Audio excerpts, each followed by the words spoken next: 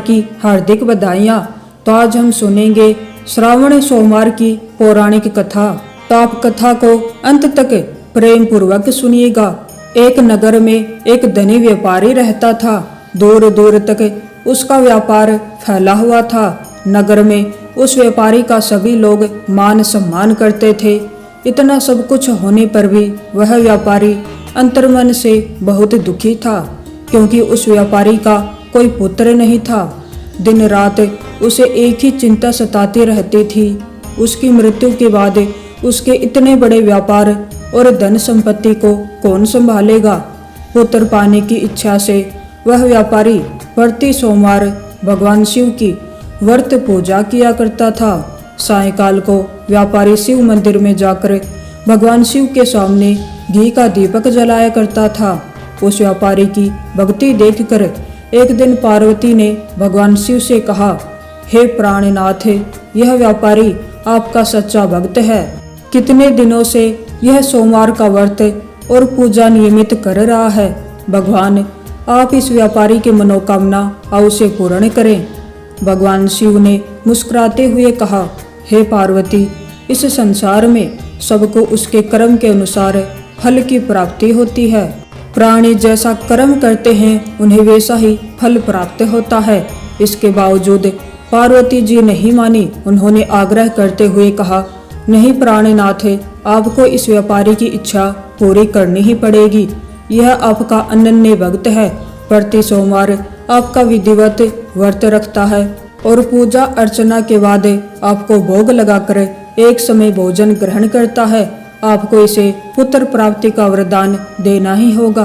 पार्वती का इतना आग्रह देखकर भगवान शिव ने कहा, तुम्हारे आग्रह पर मैं इस व्यापारी को पुत्र प्राप्ति का वरदान देता हूँ, लेकिन इसका पुत्र 16 वर्ष से अधिक जीवित नहीं रहेगा। उसी रात भगवान शिव ने स्वप्न में उस व्यापारी को दर्शन देकर उसे पुत्र प्राप्ति का वरदान दिया और उसके पुत्र के 16 वर्ष तक जीवित रहने की बात भी बताई। भगवान के वरदान से व्यापारी को खुशी तो हुई, लेकिन पुत्र की अल्पायु की चिंता ने उस खुशी को नष्ट कर दिया। व्यापारी पहले की तरह सोमवार का विधिवत व्रत करता रहा। कुछ महीने पश्चात उसके घर अति सुंदर पुत्र उत्पन्न हुआ। पुत्र जन्म से व्यापारी के घर में खुशियां भर गई। बहुत धूमधाम से पुत्र जन्म का समारोह मनाया गया। व्यापारी को पुत्र जन्म की अधिक खुशी नहीं हुई, क्योंकि उसे पुत्र की अल्पायु के रहस्य का पता था। विद्वान ब्राह्मणों ने उस पुत्र का नाम अमर रखा। जब अमर 12 वर्ष का हुआ तो शिक्षा के लिए उसे वाराणसी भेजने का निश्चय हुआ। व्यापारी ने अमर के मामा को बुलाया और कहा कि अमर को शिक्षा प्राप्त करने के लिए वाराणसी ले जाओ। अमर अपने मामा के साथ शिक्षा प्राप्त करने के लिए चल दिया।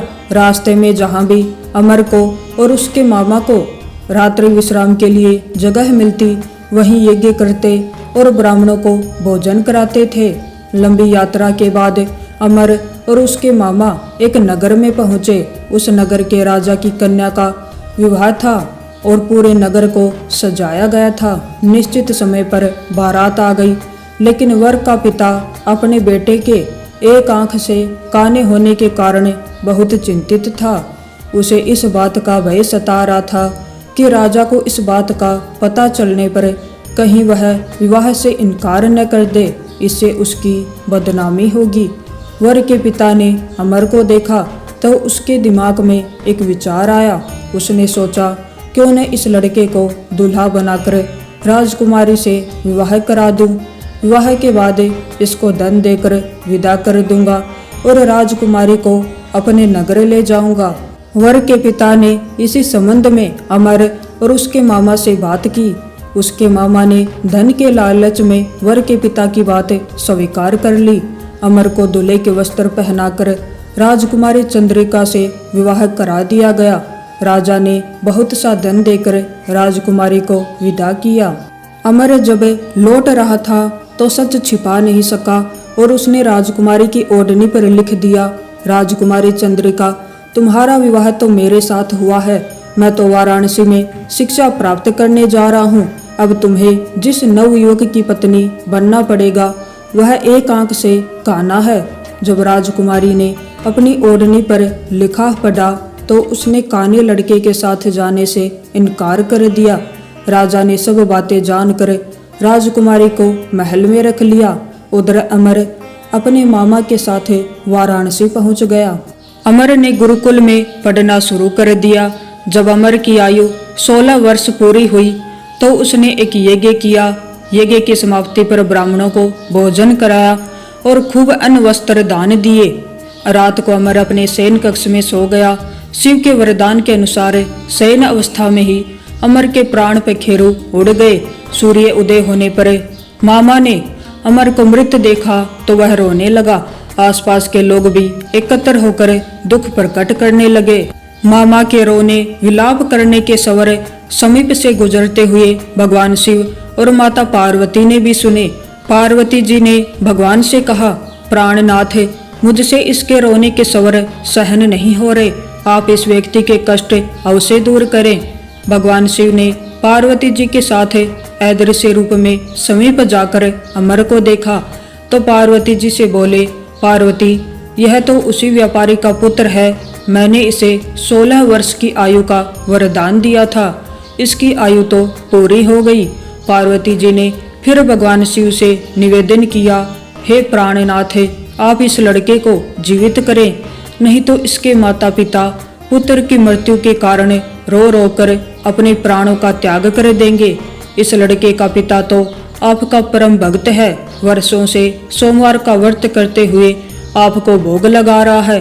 पार्वती के आग्रह करने पर भगवान शिव ने उस लड़के को जीवित होने का वरदान दिया और कुछ ही पल में वह जीवित होकर उठ बैठा। शिक्षा समाप्त करके अमर अपने मामा के साथ अपने नगर की ओर चल दिया।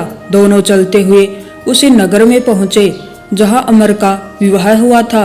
उस नगर में भी अमर ने यज्ञ का आयोजन किया। समीप से गुजरते हुए नगर के राजा ने यज्ञ का आयोजन देखा। राजा ने तुरंत अमर को पहचान लिया। यज्ञ समाप्त होने पर राजा अमर और उसके मामा को महल में ले गया और कुछ दिन उन्हें महल में रखकर बहुत सा धन वस्त्र देकर राजकुमारी के साथ विदा किया। रास्ते में सुरक्षा के लिए राजा ने बहुत से सैनिकों को भी साथ भेजा। नगर में पहुंचते ही अमर के मामा ने एक दूत को घर भेजकर अपने आगमन की सूचना भेजी।